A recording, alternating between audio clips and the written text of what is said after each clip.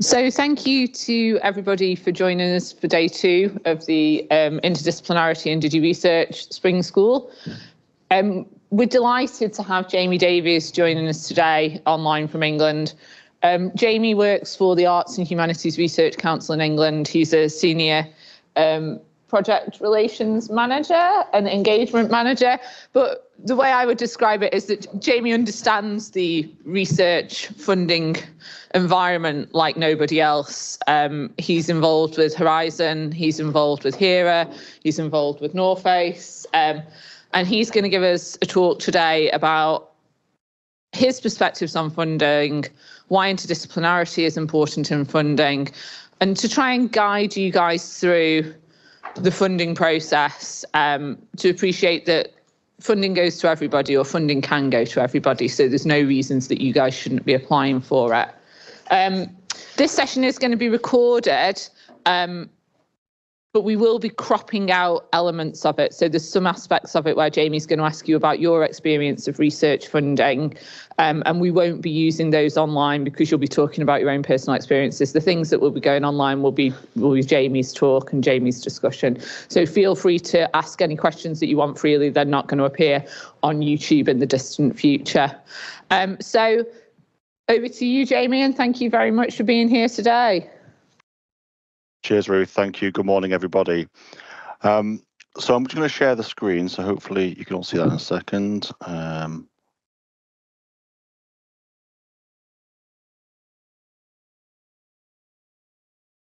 Okay, can you see the screen? Yeah. So thank you, Ruth, and I hope everybody had a good first day and good night last night. And sorry I can't be there in person. So as Ruth said, I'm based at the Arts and Humanities Research Council, which is part of UK Research Innovation. We are the funding organisation for research funding in the UK. As you can tell by the name of the Research Council, our council is dedicated to research funding within the arts and humanities. My job is I'm based in the international team, and I lead on our European activities. So our bilaterals, so AHRC and another country, our multilaterals, AHRC and more than one other country, like CHANSE, which this project has come out of, and also our engagement with Horizon Europe, which is the £95 billion European Commission research framework programme that has, it's a very complex research programme that has very, very different forms of research funding and opportunities, but I'll talk about some of that a bit later on. So the way I'm going to frame this morning then is I'm going to sort of start by I want to hear from you to begin with. Then we're going to talk about some examples of international funding, and both as a funder when we're developing it, how we build ECR opportunities into it, but also then what the values are from the projects and the ECR opportunities we've now seen over the past 10 years, and hopefully through that you can see where you are in that journey.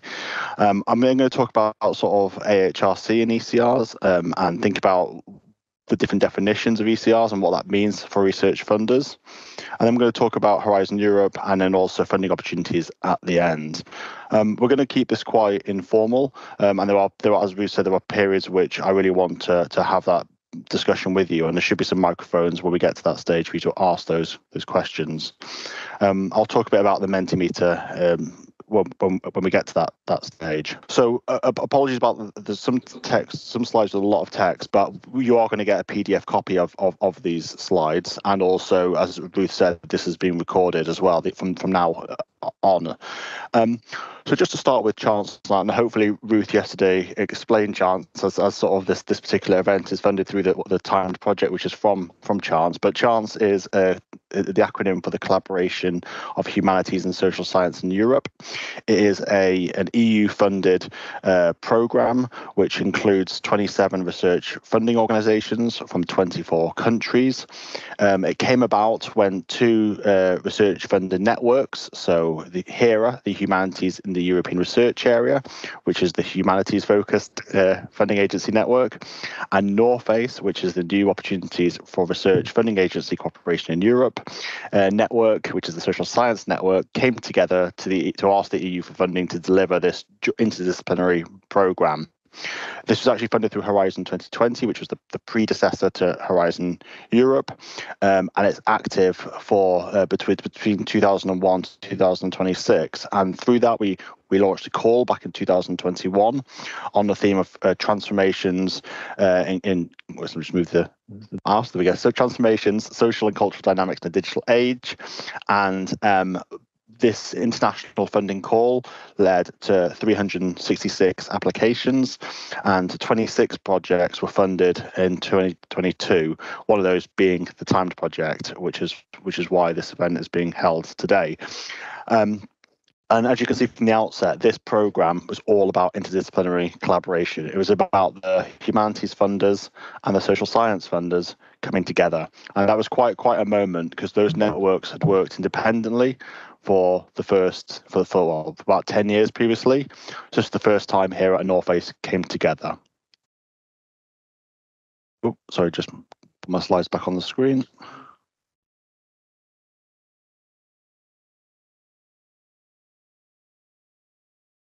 Sorry.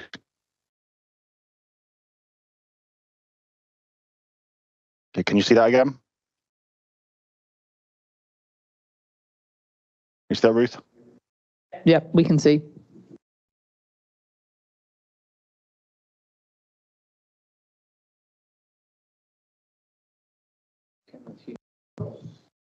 Hang on, you're muted, Jamie. We're not. Okay, there we go. Is that better now? Yeah. Now we can't. Now there we go. We can see and hear. Brilliant. Good old IT issues. So I wanted to just explain the back end of what you don't see in terms of an international funding call. So obviously this week you're seeing one of the outputs, so you're seeing the time project and one of the activities that they're delivering. But prior to that, there's sort of all the work that the funders do to actually develop the funding call, deliver the funding call, and issue the outcomes, and then obviously support the projects. And throughout that, making sure that there's ECR opportunities throughout it. And this slide is all about the scale of these international funding calls. And obviously, when it's probably more for people like Ruth, who are the project leads who are submitting the bids, but I think it's really important for you as hopefully potential project leads in the future, and even for when you're applying for international funding calls, the scale of these things are huge. So you can see here that we had a total budget which was made up of individual contributions from national agencies and Horizon and the European Commission, worth 36 million euros. But actually, with all those applications, there's was at 366 outline stage. The total request was 123 million euros. So you can see how competitive it is from the outset here. And obviously for us as funders, we want to fund as many applications as possible. Obviously they've got to be high quality. So we went through a two-phase process. So we went through an outline stage, which was a short application process, and then a panel which reviewed it, and then we had a full stage as well, which included a peer review process where we had experts reviewing applications, and then a panel made a final judgment on those. And the way we designed the call was that there would be three topics or three opportunity or three ways to frame your application. There was a humanities theme, there was a social science theme, and then there was a both theme. And you can see from the numbers, actually, the both theme, or one proposals where they could be classed as both, sort of topic one, topic two, social sciences, humanities, reiterates how important interdisciplinary proposals are, because there was 143 applications submitted to that, and 139 were eligible. So that means they were taken through an outline stage for that, and then less were then taken forward to full stage. Also, to give you a scale of the number of people involved here, we had at the outline stage, there were 50 panel members spread across 3 different panels. We also had an independent observer and the chairs here at North Face to ensure that there was due process and transparency. And at full stage, we had it's a staggering 335 peer reviewers. So again, I just want to reiterate that these processes are long because they're robust, and we ensure that there's due and fair process here, because we understand the amount of time it takes for anybody to do an application, and that's why we look at it with such detail.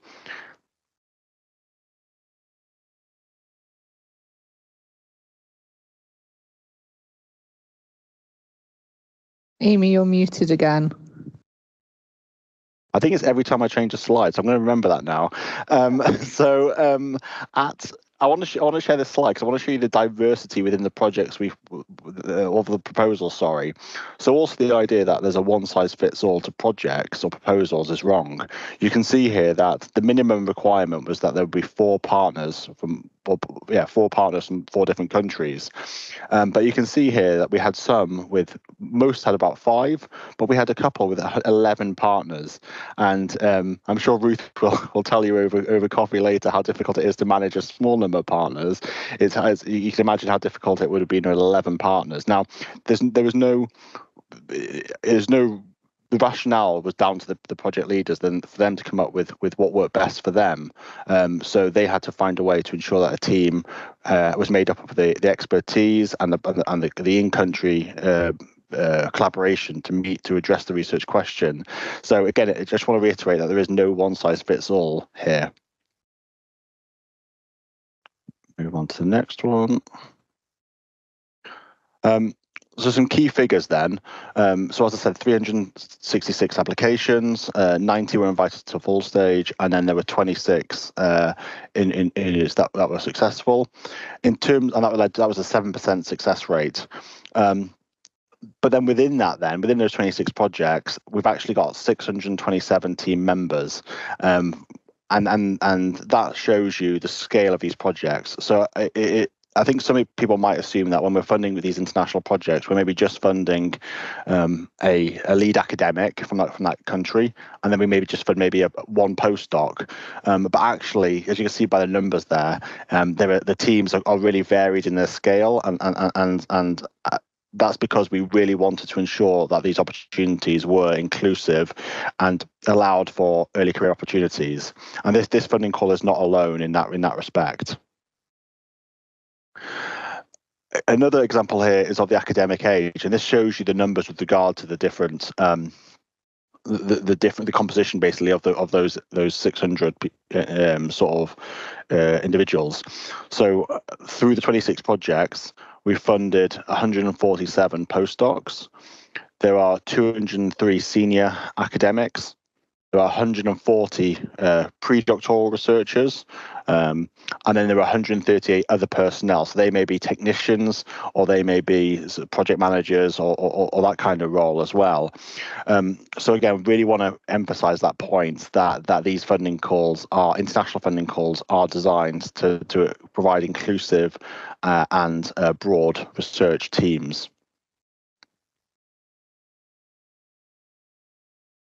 So on the geographical diversity as well, I want to also address a potential myth that I always hear, that it's always the usual countries who are successful in international funding calls. So the UK, France, Germany, Netherlands. As you can see here, the other aim of this funding call was to ensure there was a geographical balance among the participating countries. And you can see here, there's a term that research funders use called widening countries, and those are countries that haven't been as successful under EU funding programs as other countries, for example. But you can see the fact that we had a lot of project leaders and we had a lot of principal investigators from those widening countries. So, for example, Bulgaria, Croatia, Czechia, Estonia, Hungary, Latvia, Lithuania, Poland, and I should say Poland are one of the coordinators for this particular program. So it's been really good to be able to try and bring some more balance to the research funding landscape here, and hopefully that continues. Also, another myth that I often hear is that it's only men who are successful in these international research funding opportunities. And actually, with this funding call, and similar with a lot of other ones we've been on, there's a lot of, it's majority female project leads and female principal investigators like Ruth, who's leading this today. And I think that's a really encouraging sign that actually what you hear about male-led research dominating is not the case anymore, and that is really, really great. Obviously, this week is all about interdisciplinary research, and this illustration, so the bottom illustration shows you the research disciplines that make up the chance-funded projects, and you can see here there's a whole range across the arts, humanities, and social sciences. With media, sociology, communication studies leading the way, but then we've got it right through from psychology to geography, anthropology, archaeology, and law. And I think that's a really good illustration of how these days interdisciplinarity is key to international research funding. Again, the image on the left just reiterates the point I made around the breadth of research funders. I know you could say the UK funded a lot, but the other reason behind that was because we put the most amount of money into it. So when it comes to the outcomes as well, we can only fund as many as the funders put in nationally, if that makes sense. So that may explain why the UK funded 19 projects. But we had the highest number anyway in terms of demand. I want to just pause there on interdisciplinarity and just really make this point clear, is that it's not just something that Ruth has come up with as a theme for this week. It is something that is taken really seriously by research funders and in the research funding landscape. And this is it couldn't be any more obvious in the European Commission's Horizon Europe strategic plan, which was only published, I think, last month.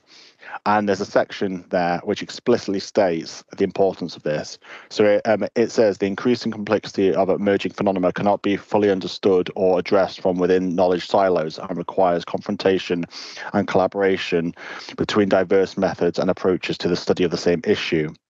Knowledge from social sciences and humanities, including arts, and I'm glad they included that, is particularly important to explore different meanings and dimensions that global challenges bring with them, and to foster reflexivity over the methods through which they are inquired. SSH is fundamental for paving the way to interdisciplinary collaborations with knowledge of science, technology, engineering, and mathematics, STEM, whilst maintaining a human-centric focus. So if anybody ever asks you, well, why do interdisciplinary research, please just direct them to this statement by the European Commission, which is the driving force for the Horizon Europe funding over it's over the lifetime of Horizon Europe. Oh, sorry, I don't want to open that. I'll just jump back again.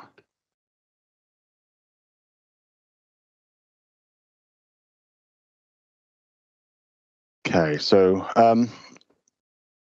moving on.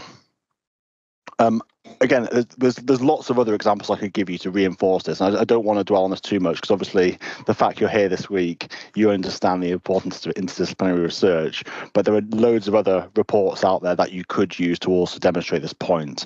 And I've just included a second one, which is a report by Oxford University last year, where they looked at the career destinations of Oxford Humanities graduates. And there's some really stark sort of comments in there which reiterate the value of interdisciplinary research, and which echo what the Commissioner just said in that previous slide, explaining that interdisciplinarity is really important to bring together the different values or different strengths of both STEM and SSH.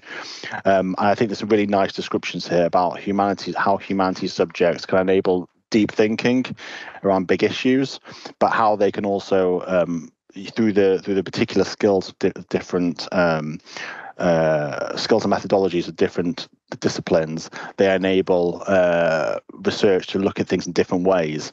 And they use examples here of how the humanities provides the analytical tools and the language to take a broad approach and look at issues holistically. And they give examples of research into AI or COVID or climate change. And I think there's it's a really great piece of work that it's worth checking out. So moving on to HERA then. So I mentioned that HERA is a network of research funders, and HERA was one of the networks that came together to enable CHANSE. And the reason I want to just talk about HERA is that AHRC has been a founding member of HERA. We're currently interim chair of HERA, and we've been able to deliver huge amounts of funding over the past 20 years, so 76 million over to 75 transnational humanities projects.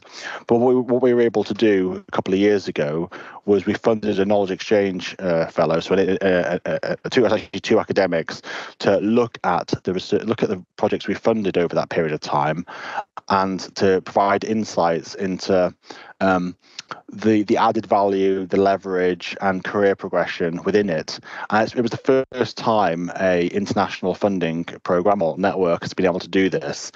So you can see here, both in terms of the scale of it, in terms of the number of academics funded, so to at least 269. But also from the 76 million euros we invested over those 5 funding opportunities, we've had at least 96 million euros back. And when I say back, that is in terms of the funding that those academics then went on to get after the project. So it shows you sort of how people's academic careers are catalyzed by going into these international opportunities.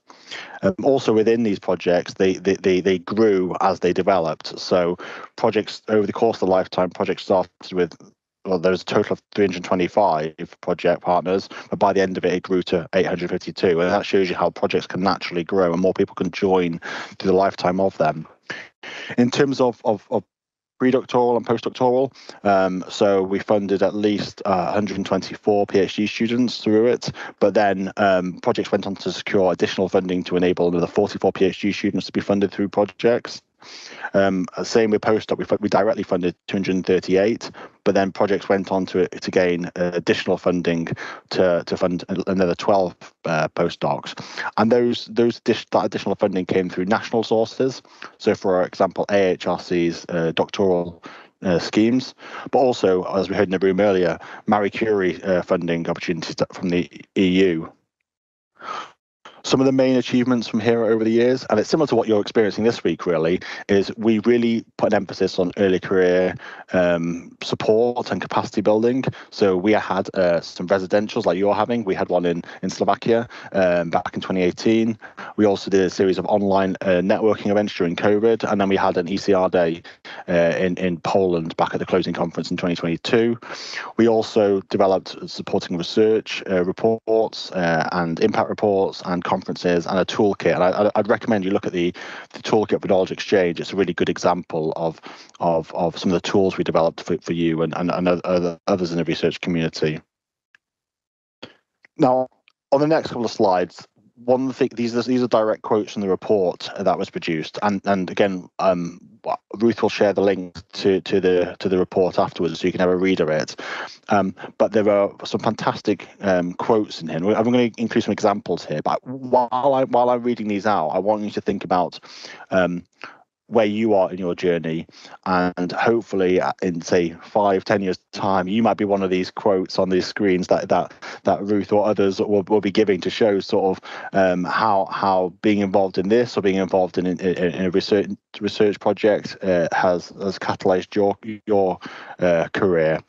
So I mentioned on the last slide then how HERA projects were able to get more funding to support postdocs opportunities. This is an example here. So this is one of the HERA projects that went on to get Marie Curie funding to enable new postdoc opportunities, PhD students, as part of the existing HERA project. And I think that's really important for when people like Ruth or people like hopefully yourselves in the future get to deliver research grants. You can always think about, well, how can you add more to the project to provide more inclusive opportunities?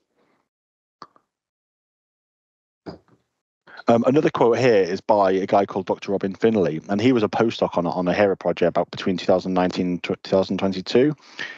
He then went after the project. He went on to become a lecturer in human geography, and I actually saw the other day he's now working, I think, in Northumbria University as a research or partnerships manager there. And again, his quotes really emphasise the benefits of being part of these international projects. So working with other partners was a fantastic experience. It gave him lots of opportunities for future projects and collaborations. The responsibilities he gained on the project was really valuable for his career progression. And those include project management and methodology skills, and also taking the lead in publications as well was really important. And he directly attributes his experience of being in one of these international projects to making his job application really strong. Another example is a French PhD student who was part of a HERA project, and she directly relates her success in her career to being part on these projects. Examples she gives were to do with creating networking opportunities, not only with the existing ECRs but also with the more senior scholars. Being internationally connected boosted her CV, and networking, which I'm sure you're going to be hearing about a lot over yesterday and today. Understanding the different publication systems, the funding systems, and broadening different academic cultures. Boosting confidence in her own thinking was another one. And as a result, she then got a teaching position in Paris. And again, she directly says it's because of her international dimension in her CV that enabled her to do that. And also it's because she had developed contacts from her HERA project to members of staff in those universities as well. So again, there's some common threads there. Now, again, I'm not going to go into detail in these images. Again, you'll be able to read the report and you'll be able to read this in more detail. But basically, these are some case study timelines of some of the postdocs on these HERA projects and where they then went on to go. And as you'll see, that they didn't all go. They didn't all stay in academia, and that's another important point to raise. Is that by being involved in these international research projects, you can go on and have skills outside of academia too. That'd be really beneficial. So you got one individual who was a postdoc researcher who then went on to become an associate professor of art and culture history in Helsinki. Another one who was a research fellow who went on to become a professor of architecture and urban studies in Manchester. And then you've also got another one who was a postdoc researcher who then went on to work for a research. Went on to work for one of the research ministries in Poland, but then went on to work for the United Nations as well. I think there's some good examples there, and hopefully it'll give you confidence about thinking about where you are in that journey and how you can record that for yourselves. And I do hope the CHANSE projects will do a similar thing here and have similar sort of reflections on where those individuals have been part of either the CHANSE projects or CHANSE activities, where they then went on to go to. Just a caveat now then around the terminology. When that report was done, it was very clear that it was quite hard to actually track ECRs because of the different terminology being used here. And you may have all experienced this in terms of being referred to in different ways. So being referred to as maybe a postdoctoral researcher, postdoctoral fellow, postdoctoral research assistant, a young or senior researcher, a scientific personnel. All of these terms may or may not mean the same thing. But when it comes to that, when it comes to a particular exercise like what I just described, it's really important that there is consistency amongst funders and amongst researchers, because it makes it hard then to track how many people are actually within that category. And another issue we found, and again, this is something that you should all be aware of, was that sometimes the project leads or the project investigators, those senior academics leading the projects, maybe didn't always give full recognition to PhD students or postdoctoral researchers who were associated with a project. So maybe they were contributing to the project, but not directly funded by it. But still, the fact that they were involved in it should have been counted. So again, it's an example of how it's hard to actually track ECR involvement in these kinds of projects. Another thing is around terminology in terms of what, not just in terms of what word you use, but how do you define that word. So for CHANSE, we said that the project, projects, and each national team could include other members like a pre-doctoral researcher, a postdoctoral researcher, or a senior researcher or technicians. But then how do you define those, in particular, pre or postdoc or senior researcher? One example is for the European Commission within their Marie Curie postdoctoral fellowships.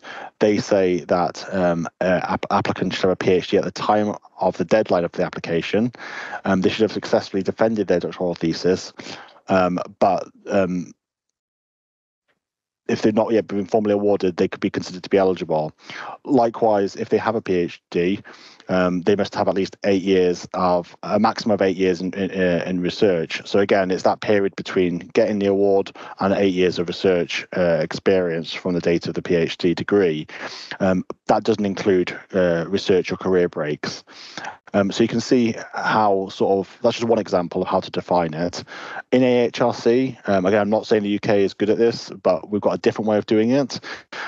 So we actually use self-identification, and we don't always say that you need to have a PhD as well.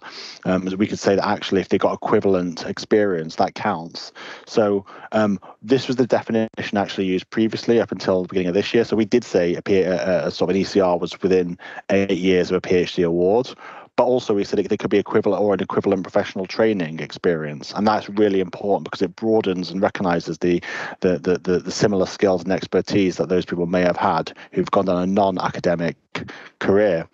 We also say that excludes career breaks, such as family care, health reasons, or COVID, or homeschooling. So again, it's a much broader a definition. We've actually just recently changed this to be even more inclusive, where we've said actually the new term is research and innovation assistant. So again, they should be a postdoctoral standing. That means they should have either a PhD or have the equivalent research experience. And they must have the appropriate skills to lead a project. There are no specific qualification requirements. So again, we're allowing the individual to self-identify their skills and experience, which is really important. And we specifically say as well, you do not need to hold an academic research or teaching post to apply. So we could say that if they're working as archivists, curators, librarians, technicians, practitioners, that also counts. And we also explicitly say that we do not consider years post-PhD or job title to be a marker of progression. And if you've been successful in getting funding in other ways, that also counts. So again, it just shows you how funders are trying to be more inclusive, and I'm happy to take questions about that towards the end. So moving on then to the point that came up about there's certain things that you can't do alone and you need others to help you with. One of the things the report does talk about as well is what help do you need and what should research organisations provide? And again, I'm not saying this is a definitive list, but it's useful for you to think about when you go back to your university or when you're speaking to colleagues. So are there mentoring schemes and external coaches and is funding available to enable that? Are there ECR workshops and events like this week's one that the university provides, or internal support groups? Do they include non-academic individuals, such as practitioners? And I think that's really, really important. Does the university have a really strong support around visa applications, employment legislation, especially the first two individuals who spoke earlier? There was that international nature to their application, so they would need that support in that respect. Are they aware of sort of the opportunities within academia, and what about those opportunities outside of academia? For people like Ruth as project investigators, or those academic leads managing these projects, there are also sort of things that they should be thinking about. And Ruth, I'm not singling you out here. I think you do an amazing job, but this is just an example here for others. So again, it's recognising the contribution of postdoctoral researchers, because as you saw from the HERA example, that's not always the case, and you all need to be credited where you've been contributing. You need to allow ECRs to have the time to explore new research directions and opportunities where possible, whilst meeting existing deadlines. They need to be signposted to opportunities and being given encouragement to pursue them. where there are sort of where they're being line managed or where you've got sort of direct support, you need to be using tools such as personal development plans. In the UK, there is a research development concordat, so that sort of sets out expectations that the research community should have to support research, early career researchers. So again, I'm not saying that is a gold standard thing in the UK, but it might be worth you having a look at that and maybe taking it back to your country and thinking about, is there a similar thing in your country? And if not, what could we learn from this? In the UK, research organisations can sign up to become a part of the Research Development Concordat and encourage that best practice to be filtered through. So just finally then, you're probably all going to ask then at the end, well, that all sounds great, but what about funding? So this is sort of a summary slide then about sort of some examples of funding, and depending on which country you're based in, I would ask you to contact your national funding agency. And again, if you're unsure about who that is, I'm sure feel free to drop myself or Ruth a message, and we can direct you to whichever national agency is most appropriate. But there are also other national contact points that I'll mention in a minute. So in the UK, there are two particular early career research opportunities within the AHRC space, the arts and humanities, and also interdisciplinary space. So we've got one which is this thing called the Catalyst Award, and this is to support researchers without prior experience of leading a significant research project, to accelerate their trajectory as independent researchers, to unlock their potential, build leadership and convener experience. And for that, we're using a definition I included earlier about you don't have to have a PhD if you've got comparable experience.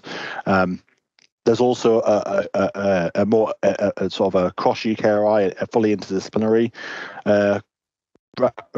program called Future Leaders Fellowships, and again we're up to round 9 at the moment, and we've funded hundreds of fellows through this. And again, that is got interdisciplinarity at its heart. So I would suggest you look at these. These are all links, by the way, on this slide. So when you get the PDF, you'll be able to click on these links and look at them. Those two are UK examples, but each national funding agency I'm sure will have at least one early career research opportunity similar scheme. At a European level, that Horizon Europe programme I mentioned earlier, there are various different mechanisms, and we heard Marie Curie mentioned earlier. So there are European Research Council grants, so aimed for those people between 2 and 7 years post PhD, they should consider an early career starting grant, European Research Council starting grant. Those people between 7 and 12 years post PhD, they could consider a consolidated grant. But you've got to have a look at the link there, because you'll need to work with the university to get that. Likewise with the Marie Curie Action postdoctoral fellowships. Again, I included the definition of what's eligible earlier, but again, there you'll need to work with the relevant university for that. There are also these sort of pan-European doctoral network schemes, and again, for Marie Curie and for European Research Council, there are national contact points. So if you go on the website, which the link is there, you'll be able to find who the national contact point is in your country, and their job. So there'll be a national contact point for for the European Research Council, and there'll be a national contact point for the Marie Curie actions in each country, and it's their job to support you beyond the university. So they can give additional support. They can look over applications. They can maybe point you towards networking opportunities. A lot of people don't know about national contact points, and they should. But for every Horizon Europe program or funding mechanism, there is a national contact point in a relevant country in each country, including the UK. And I should just say from the outset, any myths you've got around the UK not being eligible to apply for EU funding, that is not the case. We are, as of January the 1st, you are now able to receive funding directly from the European Commission. Prior to that, you would have received funding from the UK government. But as of now, you're back able to apply to get funding directly from the EU. Outside of those Horizon Europe schemes, there are two other ones to mention. So one is cost actions. This is basically a funding scheme that enables career networking and also capacity building. So it doesn't fund research, but they're networks basically. And you could search the website and find a relevant cost action and you may be able to join either as a individual. They may be offering postdoc opportunities, or they may have activities that you may be able to join in terms of events and workshops and stuff. And finally, there is this thing called the European Institute of Technology, knowledge exchange community. So these are big partnerships basically, and within that they offer they sometimes offer doctoral positions, but also they offer ECR events as well. So it's worth having a look at that. In the space of culture and creativity, there is a network. There is a kick on culture and creativity, and it's worth checking that out. But that's quite innovation focused, but it's still worth checking it out.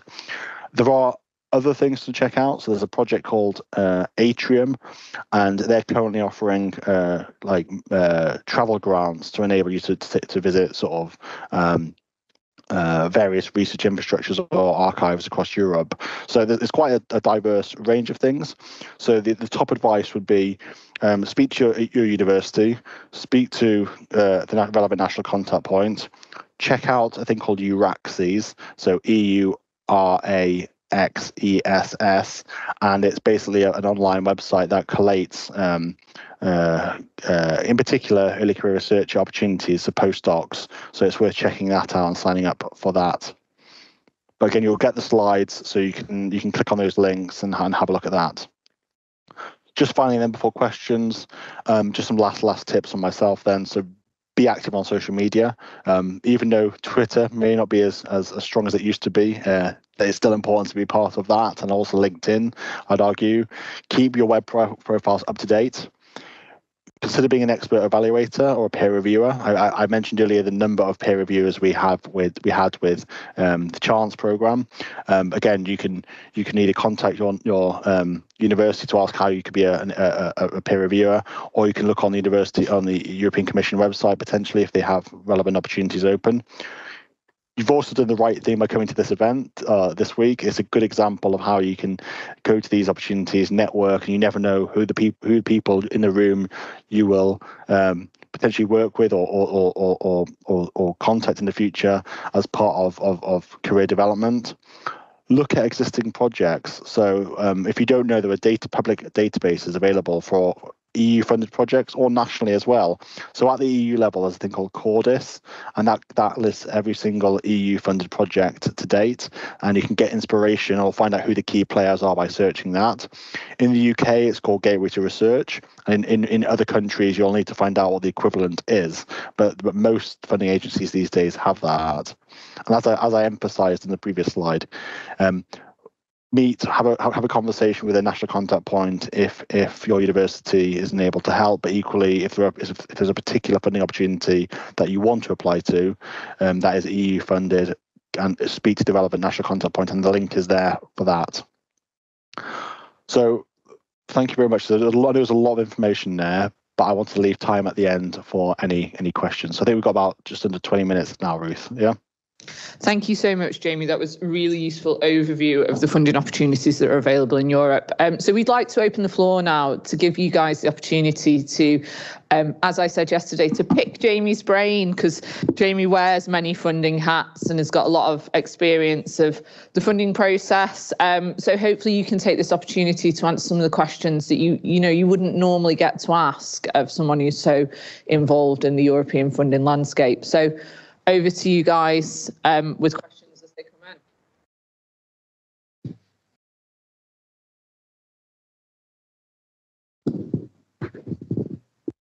Hi, Jamie. Thanks for your useful presentation. It was very insightful. And I don't think you covered this about the possibility, and I wonder if there is the possibility to ask for funding to do research between Europe and maybe the States, because I was thinking, for instance, to get in touch with, I don't know, some researchers or university in the States to pursue my research, but I would like to do something based in the UK potentially, but like with this kind of international breadth.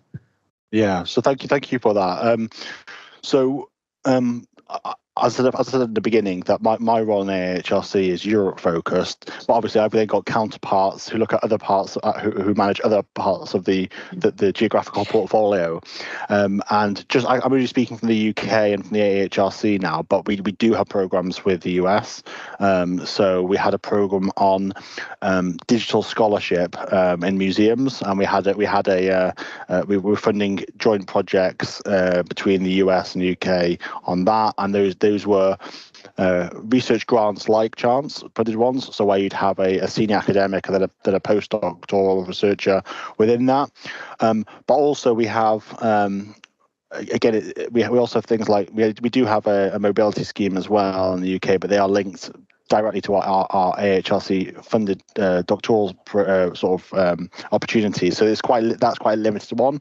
But the advice I'd give though would be to reach out to a couple of things then. So reach out to those funders in America and see if they've got a relevant either a skills team or just an international funding team. They will have a funding team there. So it's NSF or NEH are the two big agencies in America. Sorry, North America, I should say, the USA. But also UKRI has international offices.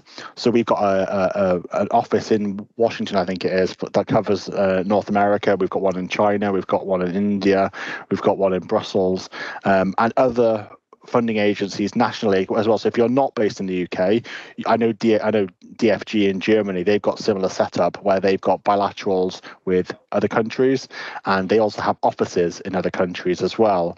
And if you can't get any answers through those NSF or NEH or find any relevant information on their website, you could also maybe go through the UKRI office or the equivalent national funder office in that country as well. Yeah. Okay, thanks, brilliant.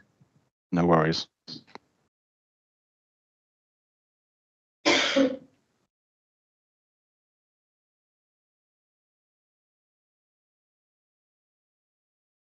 Hi, thank you for the presentation. It was very, very useful and very interesting. I'm right now in my second year of my PhD, so I started kind of looking into information on postdocs. It's still quite early, but I'm just checking out my options. And I found a lot of information, but it's quite overwhelming for now. So I wanted to ask you, do you have maybe some advice on when looking for postdoc funding? I'm in the area of media and communications. I'm doing my PhD on Ukrainian and Syrian refugees, and I'm doing comparative analysis on European news agencies. So I would preferably like to stay in Europe and continue with that work for my postdoc. But yeah, would you have some advice on how to find the most suitable program or funding for your postdoc, where to start even? Thank you. Yeah. No, thank you. And so for that, I would say make sure you're booking your supervisor and make sure that they are to sort of know that you want to go on or stay in academia, because for some people they might not know if they want to stay in academia. It might be a late decision for them that actually when they come to the end of a contract or come to the end of a PhD, they sort of are still unsure. But if people know early on that they want to stay in academia, which again is difficult, but it's important that you put your hand up and say, no, I do want to stay in academia, then at least then colleagues in that university can keep an eye out looking for those opportunities for you as well. So there's somebody else looking, basically. Again, if there's a career service or if there is a research office, or there should be a research office at the university, again, make them aware that you're looking for this as well. Because obviously it's going to be competitive. You won't be the only person looking for those opportunities in that university. But again, if you make yourself known, that's always a good first step.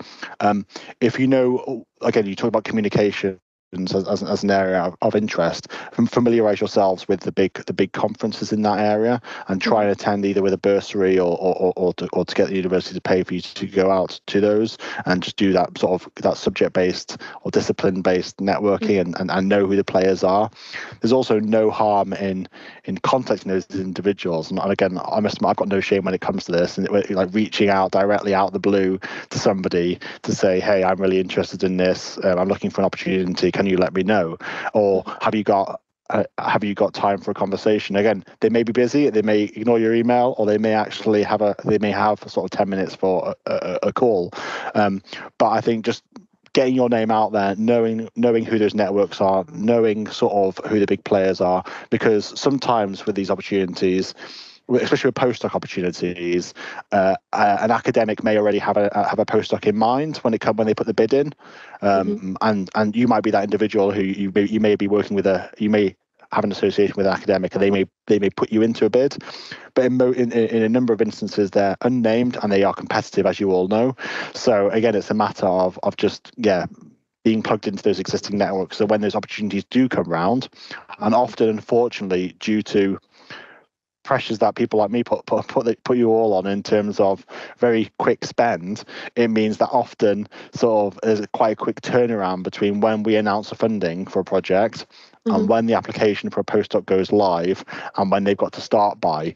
So it's sometimes not a long lead in time, so that's why I'm saying the more you can make yourself aware to key academics, your university and others networks, the better chance you've got. Yeah. Thank you.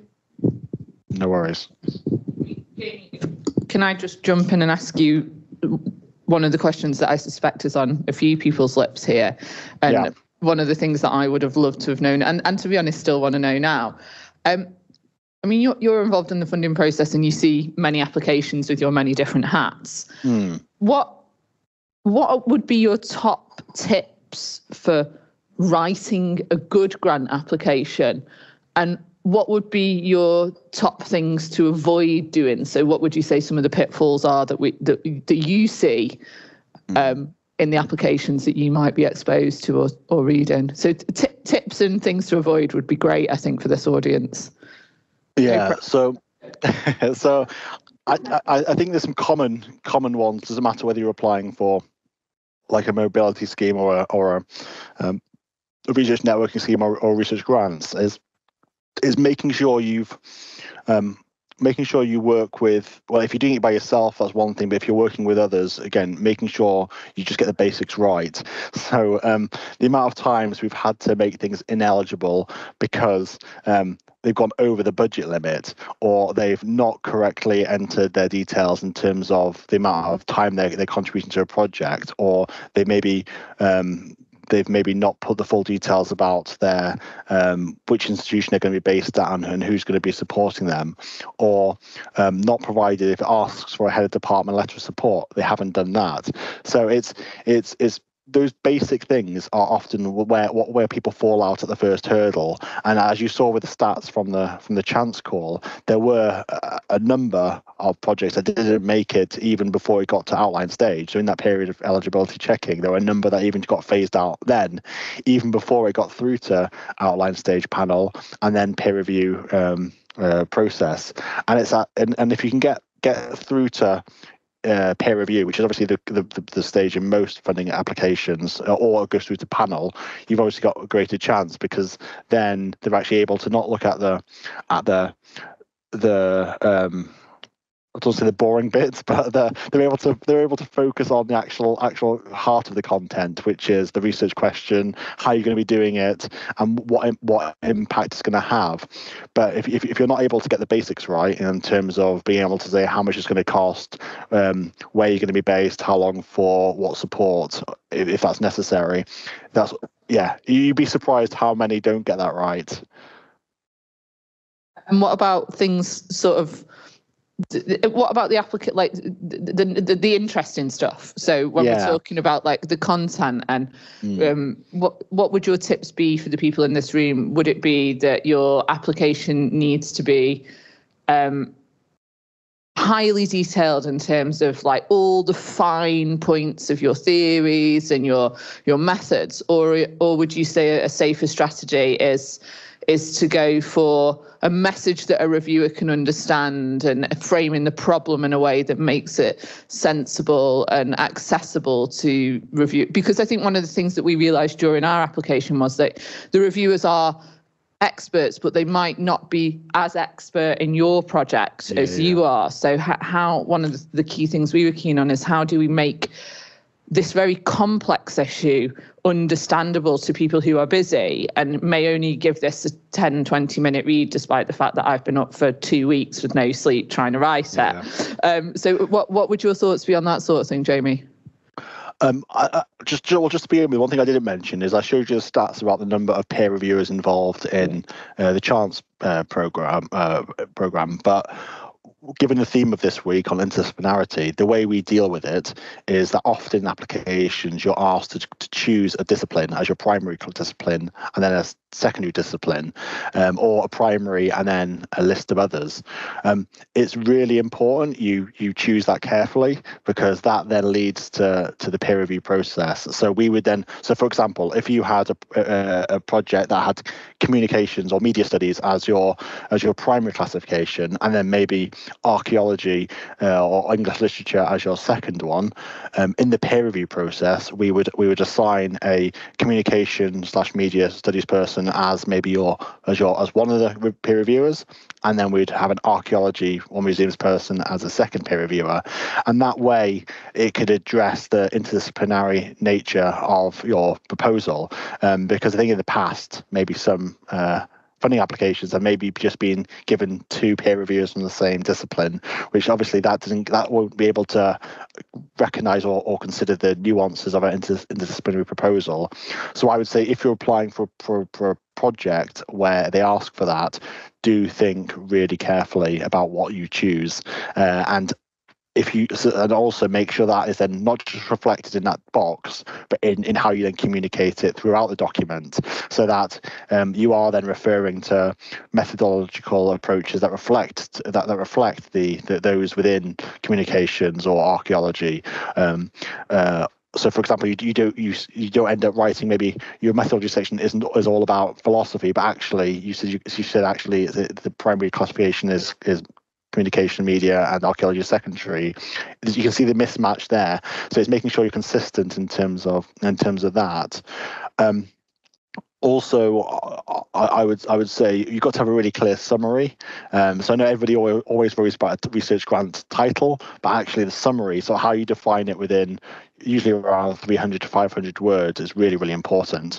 And again, that relates to the vision of a project as well. So sort of what do you want to achieve, and be really clear around that. And that's often around the state of the art. So what sort of contribution are you going to make in that particular area? So it's being really clear, really concise around that.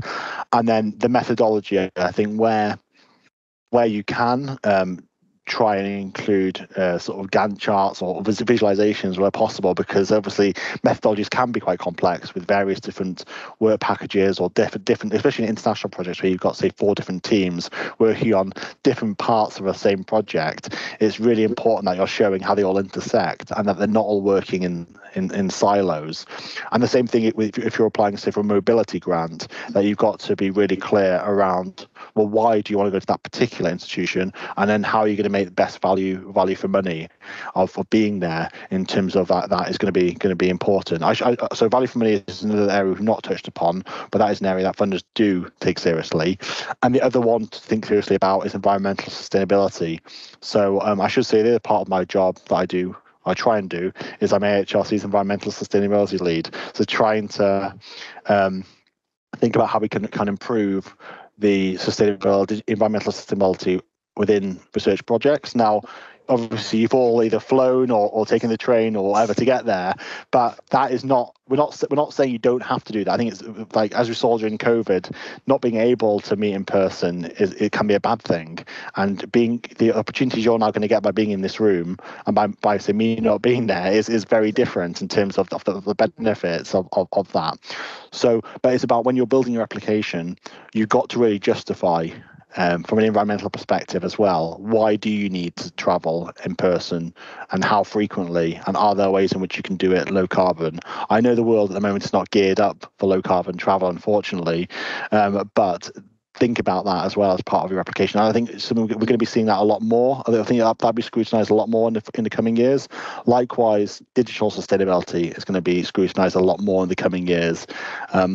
I think I can be really honest and say there are too many projects that have websites and then go down after the project's ended, and all your hard work.